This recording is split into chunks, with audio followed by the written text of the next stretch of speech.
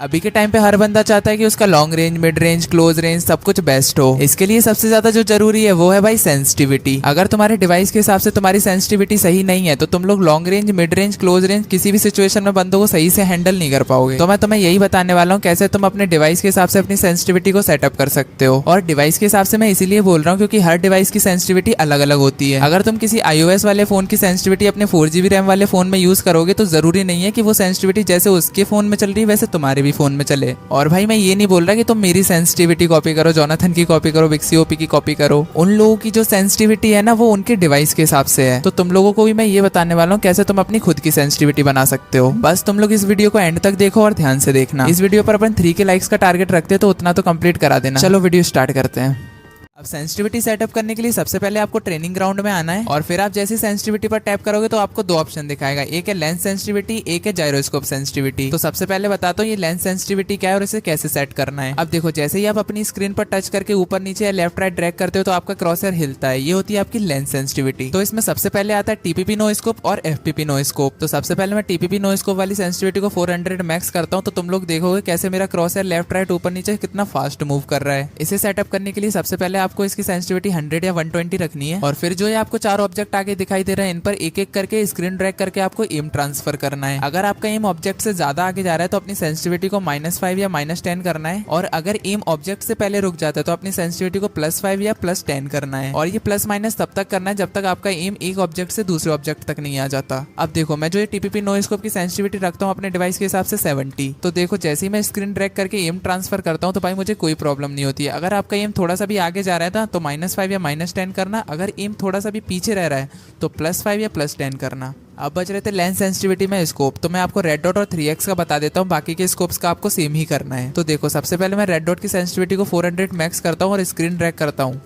भाई थोड़ा सा भी ड्रैग करते हैं तो स्क्रीन ऊपर नीचे आगे पीछे हिलती है और जैसे ही इसे 80-90 के आसपास लेके आता हूँ तो भाई स्क्रीन कम हिलने लगती है। अब आपको जो ये सामने बैरियर दिखाई दे रहा है इसको आपको रेड डॉट से ट्रेस करना है। जब आप बैरियर को ट्रेस कर रहे हो और ट्रेस करते में आपका रेड डॉट बैरियर से आगे की तरफ जा रहा है तो आपको अपने रेड डॉट की सेंसिटिविटी में -5 करना है और -5 तब तक करना है जब तक आप उस बैरियर को सही तरीके से ट्रेस ना कर लो। और जब आप ऑब्जेक्ट को ट्रेस कर रहे हो और ट्रेस करते टाइम आपका रेड डॉट ऑब्जेक्ट से पीछे की तरफ है तो आपको अपनी रेड डॉट की सेंसिटिविटी में +5 करना है और +5 भी तब तक करना है जब तक आप उस ऑब्जेक्ट को सही से ट्रेस ना कर लो। सेम ही आपको 3x के साथ करना है, सेम आपको 4x के साथ करना है और सेम ही अदर स्कोप्स के साथ करना है।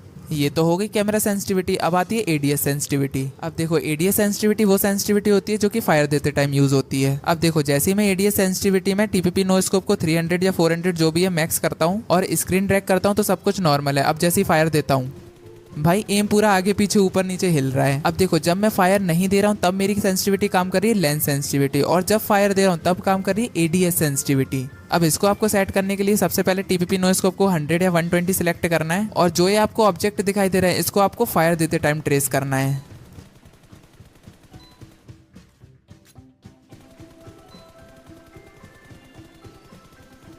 सेम उसी की तरह अगर आपका एम ऑब्जेक्ट से आगे की तरफ जा रहा है तो -5 -10 करते जाना है, अगर ऑब्जेक्ट से पीछे की तरफ रह रहा है तो +5 +10 करते जाना है।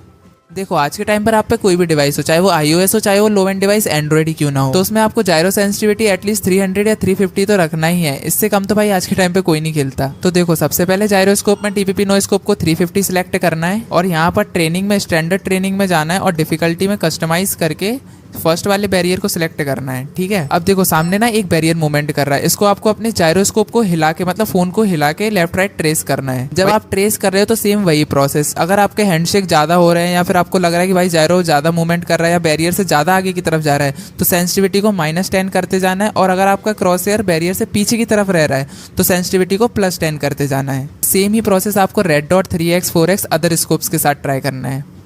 अब बचता है last ADS gyroscope sensitivity. Same वही है जो मैंने लेंस सेंसिटिविटी में बताया था। जब आप फायर देते हो तब वो होती है एडीएस सेंसिटिविटी और जब आप नॉर्मली स्क्रीन ट्रैक करते हो वो होती है कैमरा सेंसिटिविटी। अब देखो मैं नॉर्मली जो फोन हिला रहा हूँ ये होती है जायरोस्कोप सेंसिटिविटी और जब मैं फायर दे के फोन हिला रहा हूँ ये होती है एडीएस जायरोस्कोप सेंसिटिविटी। पहले आप जो ये बैरियर को ट्रेस कर रहे थे ना, अब इसको आपको फायर देते हुए ट्रेस करना है। सेम वही प्रोसेस, अगर आपका ये बैरियर से आगे की तरफ जा रहा है -10 -5 करते जाना है, अगर बैरियर से पीछे की तरफ रह रहा है तो +5 +10 करते जाना है।